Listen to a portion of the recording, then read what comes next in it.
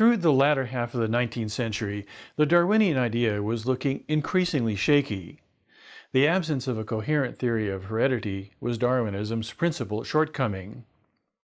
As biologists began to focus on the nature of the hereditary stuff, namely the material nature of heredity, it got worse for Darwinism, not better. In the early 20th century, the ground was cut out almost entirely from under the Darwinian idea. Our modern understanding of heredity is embodied in the so-called central dogma of molecular biology. The central dogma was the assertion that heredity is embodied in molecules of a nucleic acid, DNA, with traits encoded in sequences of the constituents of nucleic acids, nucleotides. The central dogma also connected heritable memory of a trait with its expression. Heritable memory, encoded in DNA, could be transcribed into molecules of another nucleic acid, RNA, which reflected the sequence code in DNA, and this formed a sort of working memory. The RNA working memory could then be translated into protein, which was itself a sequence, in this case of amino acids. Structure and function were embodied in protein. In the latter half of the 20th century, the central dogma came to be central, so to speak, to the emergence of modern Darwinism. But as we shall see, modern Darwinism is a beast of quite a different color from Darwin's own Darwinism. The early steps leading up to it were a rocky road, however, and by 1920, Darwinism was essentially a dead letter. In the 1920s, however, the Darwinian idea was thrown a lifeline, which fundamentally transformed it into modern Darwinism, the genetic theory of natural selection. As we shall see, it was a dubious lifeline.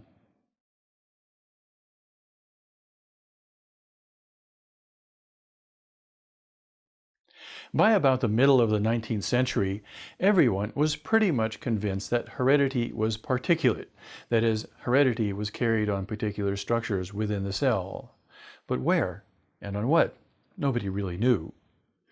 One of the obstacles at the time to finding out was the relatively poor quality of microscopes. Even though scientists had used microscopes since the 17th century, the optics were poor, making it difficult to see structures within the cell in any detail. That changed in the latter decades of the 19th century. Better optics and better ways of lighting specimens enabled scientists, including this man, August Weismann, to make the case that the heritable particles were located in the nucleus and not somewhere in the cytoplasm. He couldn't see the particles of heredity directly, but he could infer their location from the behavior of chromosomes, thread-like bodies that coalesced in the nucleus during division of the cell. And it was only due to improved optics that chromosomes could be seen at all. Ironically, Weismann himself suffered from an eye disease that kept him from looking through a microscope himself, but he was able to piece together observations made by his students into a coherent theory of heredity, the chromosomal theory. Chromosomes come in pairs, so-called homologous chromosomes. Let's imagine we have 3 such pairs in a cell, which I've labeled with Roman numerals 1, 2, and 3. Each homologue of the pairs is labeled with an A or a B. During normal cell division, when one cell divides into 2, each of these pairs duplicates itself. When the cell divides, each replicated pair is parceled between the 2 daughter cells.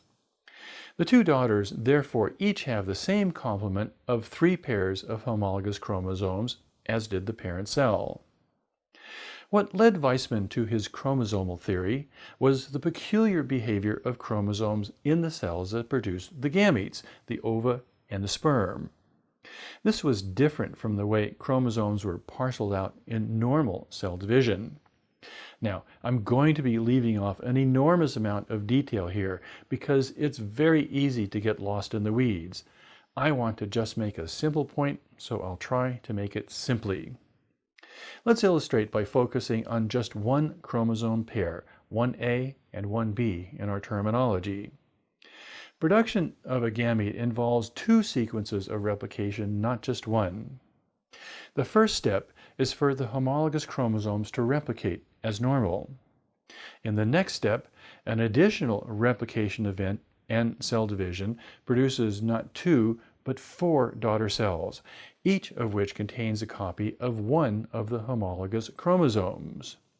These are the gametes, and depending upon the sex of the individual, these will be either sperm or ova, each containing a single chromosome. Reproduction combines the gametes to form the fertilized egg, the zygote, which now contains a new pair of homologous chromosomes. The elaborate set of cell divisions and chromosome replications that produce the gametes would, when combined into the zygote, produce a set of chromosomes in the offspring that replicated the chromosome set of the parents. To Weismann, this looked like heredity. It was the chromosomes where the particles of particulate heredity had to be located.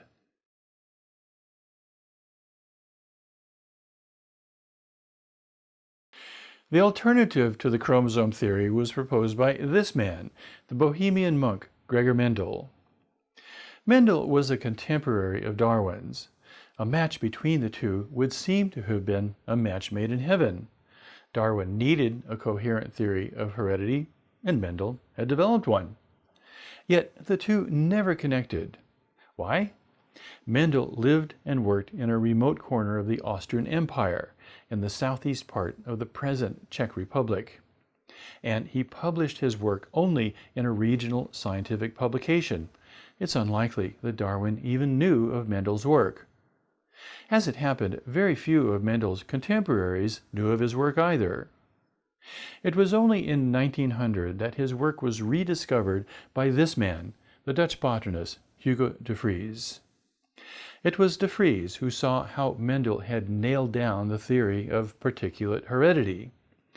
So we ask, would a knowledge of Mendel's work have helped Darwin had he known about it? Well, that's unlikely. If anything, Mendel's atoms of heredity, as they came to be called, decisively undercut Darwin's theory. Let's illustrate using Mendel's classic experiments with heritability of traits of peas.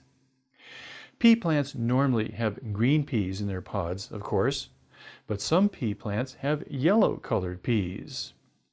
Through strict control of pollination of pea plants, Mendel had produced inbred strains of peas that bred true. That meant that when plants with yellow peas were bred with other plants with yellow peas, the offspring would all have yellow peas, and ditto for the plants with green-colored peas. Crossing these true breeding strains with one another produced offspring that all produced green peas. No plant from this cross produced yellow-colored peas. When Mendel crossed plants from this generation with one another, most of the offspring produced green-colored peas. They did not breed true, however. Some of the offspring produced yellow-colored peas. Not only that, but the green and yellow traits occurred in a specific proportion to one another. 3/4 of the offspring produced green-colored peas, and 1/4 produced yellow-colored peas. How to explain such a pattern? Well, this was Mendel's genius. Mendel inferred that it could be explained through particles of hard inheritance. A trait, like pea color, would be represented by 2 particles of heredity. These came to be called the alleles of the trait. Mendel inferred that the 2 particles in the true breeding strains had to be identical. Plants that produced green-colored peas would have 2 alleles for green-colored peas, and similarly, the true breeding plants with yellow-colored peas would have 2 particles of heredity for yellow. When these 2 true breeding lineages were crossed, each of the offspring would have 1 particle of heredity from each parent, 1 for the green peas and 1 for the yellow peas. Mendel inferred that the absence of the yellow trait in this generation was due to the green pea allele being dominant over the yellow pea allele. Yellow was recessive, in other words. The yellow pea allele, therefore, would be masked whenever it existed in combination with the green pea allele. Only the green pea trait would then be expressed. When these plants were crossed, the alleles would combine according to a statistical probability. 3 out of every 4 of the offspring from that cross would contain an allele for green peas and an allele for yellow peas. The yellow allele would be masked, as it was in the parents, and the peas would be green. 1 in 4 of the offspring, however, would contain 2 yellow alleles, allowing the yellow pea trait to be expressed. Okay, let's return to the question. Would a knowledge of Mendel's work have benefited Darwin? Had Darwin known of Mendel's work, he would have found cold comfort. Mendel's experiments were essentially concerned with hard inheritance. Hard inheritance is not helpful to the Darwinian idea. Remember that heredity is a conservative principle. It ensures that future generations will look like past generations. And this is the antithesis of the evolutionary idea, where future generations look different from past generations. What Darwin actually needed was a theory of soft inheritance. That was the whole point of his gemmules, remember? For natural selection to work, he needed a theory for inheritance of adaptation, soft inheritance. Mendel didn't disprove soft inheritance, of course. His experiments were not even concerned with soft inheritance.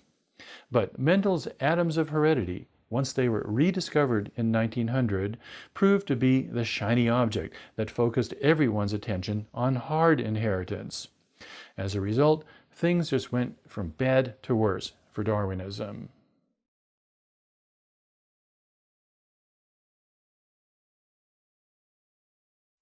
The next blow to Darwinism was delivered at the hands of this man, Thomas Hunt Morgan. Morgan was a brilliant developmental biologist.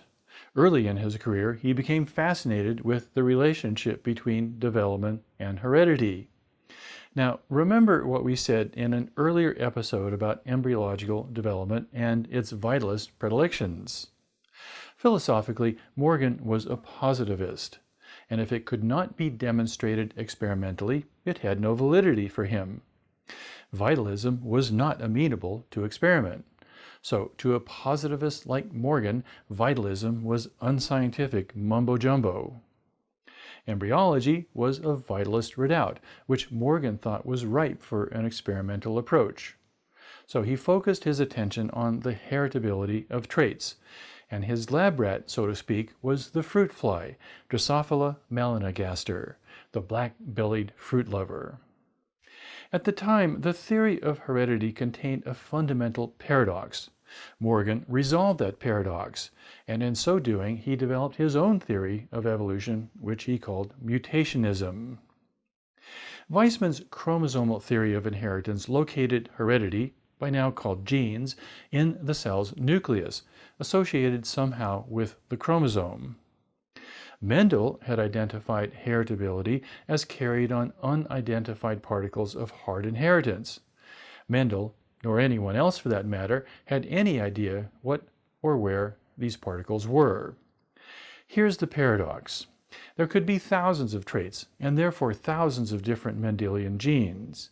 The numbers of chromosomes, however, were limited. Our own nuclei, for example, contain just 23 pairs of homologous chromosomes. Fruit fly nuclei, for their part, contain just 4 pairs of homologous chromosomes. Let's look at just one of them, let's say this yellow pair. Morgan resolved the paradox by showing that the chromosome was actually a collection of Mendelian genes arrayed along it. Each homologous chromosome carried the same genes, and different alleles resided on different homologous chromosomes. This conception of chromosomes and genes, which seems trivial knowledge to us, was, for its time, an incredible intellectual achievement, made more incredible because it was based upon ingenious experimental work. It won Morgan the Nobel Prize. But we're interested here in what this means for evolution and Darwinism. Morgan was a deep skeptic of both Darwinism and Lamarckism. To Morgan, these ideas were as rife with mumbo-jumbo as embryology was. They were experimentally slippery, and therefore they had to be invalid. To illustrate, let's use one trait that Morgan studied, the color of the eye. Fruit flies normally have red eyes, Some, however, lack the red pigment, making their eyes white. Morgan could trace where on the chromosome the trait for eye color sat. The location was the same for both red-eyed and white-eyed flies. White color, therefore, could only arise through a change, a mutation of the gene which specified eye color. To Morgan, this meant that evolutionary change could only arise through mutations of the genes that specified an organism's characteristic traits. In Morgan's eyes, this idea completely discredited both Darwinian and Lamarckian evolution. Evolution could only proceed through mutations in Mendelian genes. Natural selection had nothing to do with it. Morgan called his theory mutationism.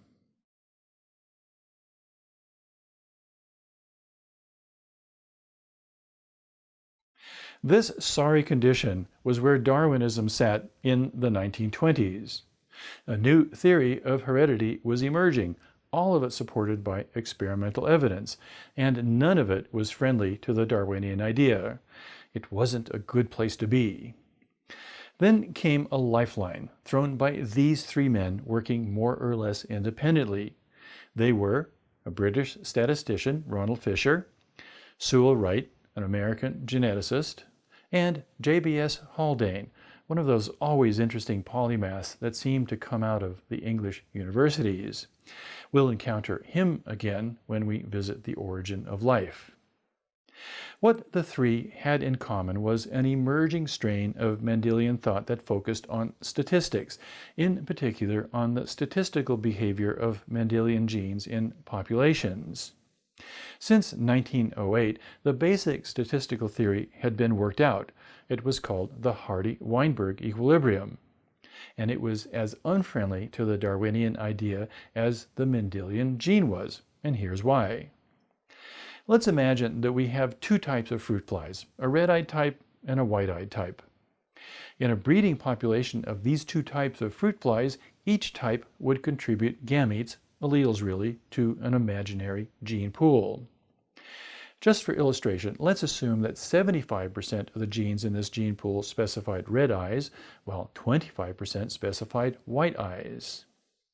The next generation is produced when the genes in this gene pool combine, and if they combine randomly, the statistical theory behind this would conclude that in the generation to follow, 75% of the alleles would be for red eyes and 25% would be for white eyes. In other words, in a population of randomly breeding individuals, the proportion of different alleles represented in a population would not change from generation to generation. This was the equilibrium of the Hardy-Weinberg equilibrium, and it was another blow to the Darwinian idea. Not only would Mendelian genes carry over unchanged from generation to generation, the proportion of those genes in a population would likewise remain unchanged.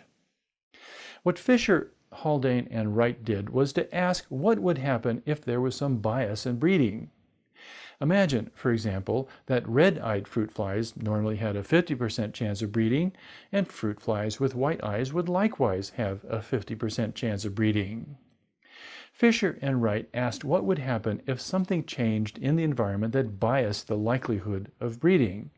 Perhaps the breeding probability for red-eyed fruit flies would be reduced to 40%, and breeding probability for white-eyed fruit flies would be boosted up to 60%. This was precisely what natural selection would do, they reasoned, and what would be the consequence. What they showed was that this bias in breeding would change the distribution of alleles in the gene pool and in the population that contributed genes to it. Specifically, the alleles for white eyes would increase in proportion with respect to the alleles for red eyes. Carry this on generation over generation, and the distribution of alleles would come to a new proportional equilibrium. The population would have changed over time, evolved in a word, and quite quickly, and it did not depend on the whimsy of mutation.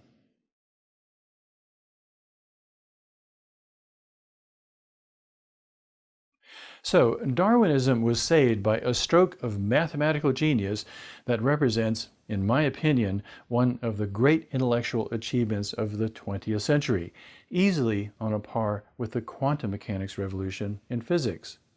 Why?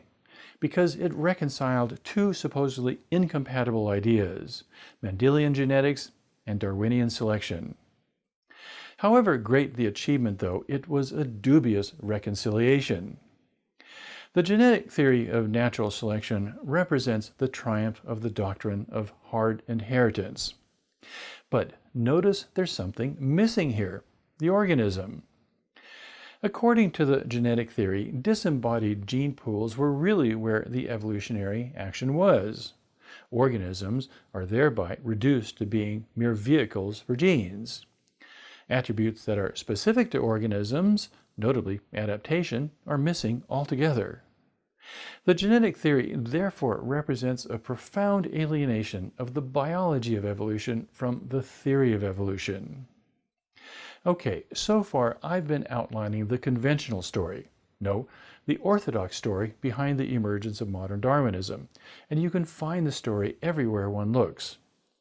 I promised at the beginning of this series, though, that I would be building a heterodox approach to evolution. You may be wondering then, where's the heterodoxy? To see the heterodoxy, we first needed to outline the orthodox story. We've now done that. The next episode is where we start building the heterodoxy. I'll be building the heterodoxy on four principal pillars. First, that modern Darwinism is a very different beast from the Darwinism of Darwin himself. In many ways, modern Darwinism is, if anything, philosophically anti-Darwinian. Second, that the modern conception of Darwinism is based upon a limited theory of heredity. Third, that modern Darwinism lacks a coherent theory for the organismal phenomenon of adaptation.